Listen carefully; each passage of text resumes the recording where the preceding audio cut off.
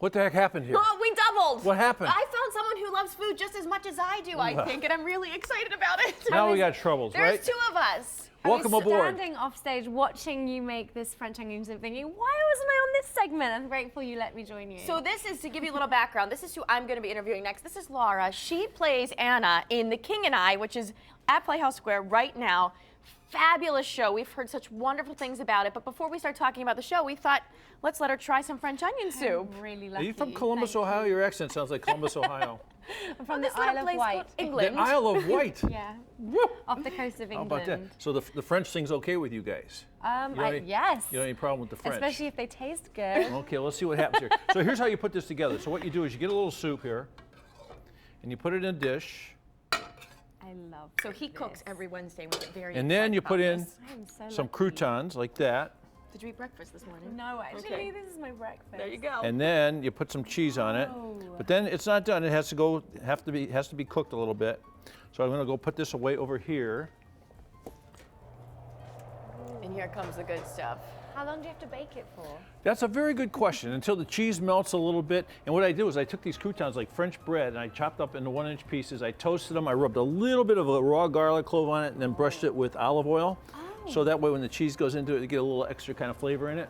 That's so easy to do. You know, sister, maybe you can make this while you're here for your 3-week stay. You know, I am so doing that. I eat too much bread, but I will. there's nothing wrong with that. So here we go. So So now you need 2 spoons. Yeah. Can we find us? Oh, look at him. Thank you.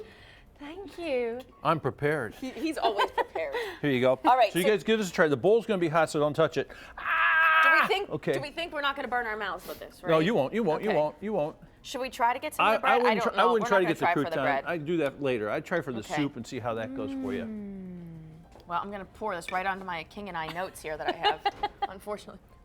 It'll be the king, the French onion soup, and the notes. Oh, we'll go hot. Hot?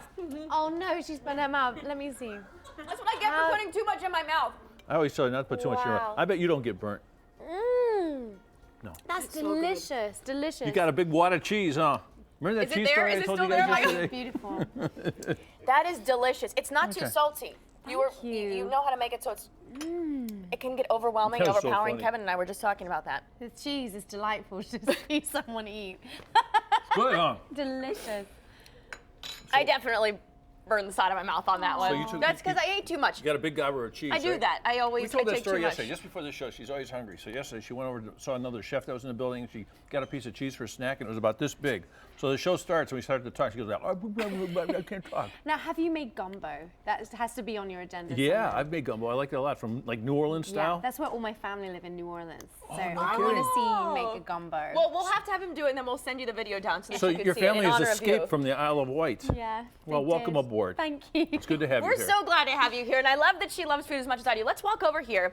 Okay, so I mentioned that she is here. She plays Anna, the lead role in A King and I. And look how gorgeous you are. Oh my gosh. I don't get to see it from the outside ever.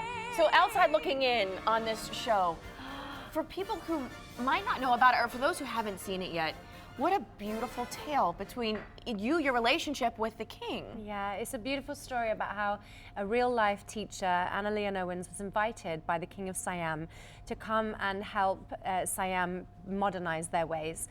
And it was a real challenge for her. In real life, this actually happened. And, you know, the king had many wives, and his ways were very different from the Western ways. And I think there was a real challenge for him to be up to grow and for his nation to grow.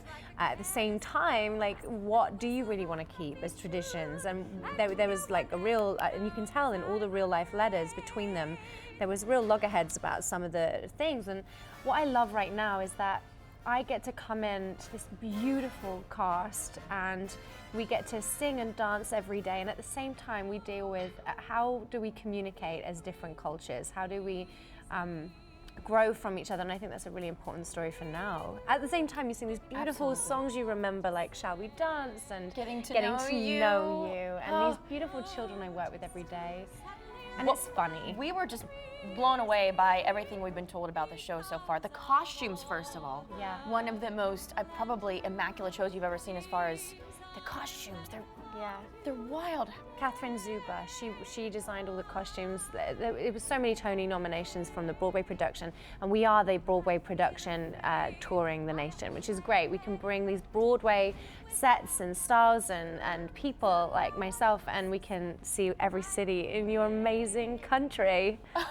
Do you like it? Do you like I'm Cleveland loving so far? it. I was scared about touring, I have to admit. I never really liked the idea of being away from my home comforts, but I am loving it. I've been to San Francisco, Seattle, LA, and we're getting great reviews. I mean, I don't read them because I don't want to know what they're saying, but we've had fantastic reviews, and people are really enjoying getting to see this epic production in their own city. We're selling out.